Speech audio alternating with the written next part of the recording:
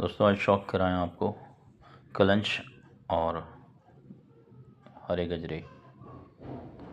ये हरा गजरा नर है और ये कलंच बड़े साइज़ में है। देखिए असल में ज़रा हाथ में लेके शौक यूँ नहीं करा रहा हूँ कि पहले भी करा चुका हूँ काफ़ी। ये देखें, ये फीमेल है इसकी कलंच की, 2 पेयर हैं ये।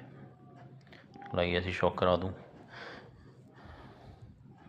देखें ये हरे गजरे की फीमेल है, ये देखें। इसमें जाल में कबूतर रुकता नहीं है। शौक करें, साइज़ देखें इनके कितना बड़ा साइज़ है। और जो भाई वीडियो बनाए हो चैनल को सब्सक्राइब करना ना भूलें। शौक करें फीमेल का।